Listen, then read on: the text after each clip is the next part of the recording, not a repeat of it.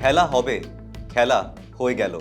जी हाँ, कोलकाता की सियासत में इस वक्त एक खत्म हो चुके शतरंज के खेला की बिसात बिछी है, जहां खेल तो हो चुका है, पर हार के बाद भी राज बचाने की चालें चली जा रही हैं। और सवाल है, क्या सत्ता की लालसा संविधान की गरिमा और जनता के आदेश से बड़ी हो सकती है? नमस्कार, आप देख रहे हैं आपका अपना न्यूज चैनल सत्य सर्वोच्च न्यूज और मैं हूं सोम। কেন কিসের জন্য আমরা তো হারিয়ে নিয়ে যাব?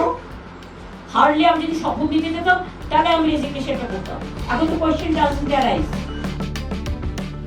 पश्चिम बंगाल की राजनीति में इस समय जबरदस्त घमासान देखने को मिल रहा है। विधानसभा चुनाव 2026 में भारतीय जनता पार्टी ने बहुत बड़ी जीत दर्ज की है और सत्ता परिवर्तन की तस्वीर एकदम साफ हो चुकी है। लेकिन इस राजनीतिक तस्वीर में सबसे बड़ा ट्विस्ट तब आया जब ममता बनर्जी ने हार के बावजूद इस्तीफा देने से इनकार कर दिया। आपको बता दें कि 294 सीटों वाली बंगाल विधानसभा में बीजेपी 200 से ज्यादा सीटों के साथ सरकार बनाने की स्थिति में है, जबकि तृणमूल कांग्रेस लगभग 80 सीटों पर सिमट गई है और अभी एक सीट पर मतदान दोबारा होना है। इतना ही नहीं, ममता बनर्जी को उनके गढ़ भवानीपुर सीट पर भी हार का सामना करना पड़ा है, जो इस पूरे घटनाक्रम को और ज्यादा राजनीतिक रूप से अहम बना देता है। लेकिन ममता बनर्जी अपनी हार मानने से साफ इंकार कर रही हैं। चुनावी नतीजों के बाद आयोजित प्रेस कॉन्फ्रेंस में ममता बनर्जी ने बेहद आक्रामक तेवर दिखाए।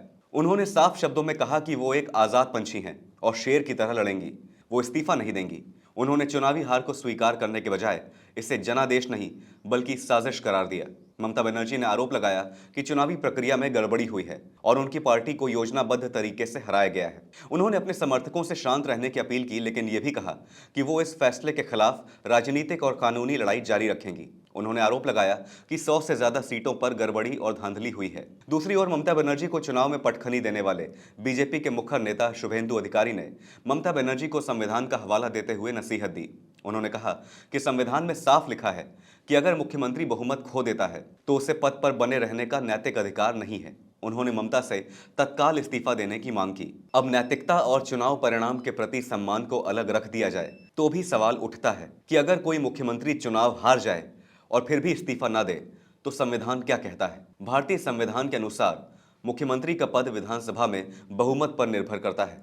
अगर मुख्यमंत्री या उनकी पार्टी बहुमत खो देती है तो उन्हें राज्यपाल के सामने बहुमत साबित करना होता है। अगर वो ऐसा नहीं कर पाते तो उन्हें इस्तीफा देना पड़ता है। अगर मुख्यमंत्री इस्तीफा देने से इंकार करते हैं तो राज्यपाल हस्तक्षेप कर सकते हैं। राज्यपाल मुख्यमंत्री को बहुमत साबित करने के लिए कह सकते हैं और यदि वो इसमें असफल रहते हैं तो राज्यपाल उन्हें पद से हटा सकते हैं और नई सरकार बनाने का रास्ता साफ कर सकते हैं। यानी साफ है, सत्ता का खेल जिद से नहीं बल्कि संविधान की जिम्मेदारी से चलता है। अब बंगाल की सियासत एक नए मोड़ पर खड़ी है। एक तरफ चुनावी हार के बाद भी सत्ता पर बने रहने का जुनून, तो दूसरी तरफ संविधान और लोकतंत्र की कसौटी।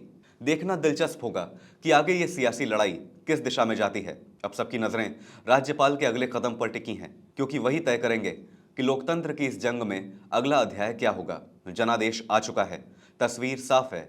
अब देखना यह है कि संविधान इस तस्वीर को हकीकत में कैसे बदलता है। फिलहाल इस खबर पर इतना ही। देश और दुनिया की बड़ी और अहम खबरों के लिए बने रहिए सत्य सर्वोच्च के साथ। अपना ध्यान रखें। धन्यवाद। जय हिंद।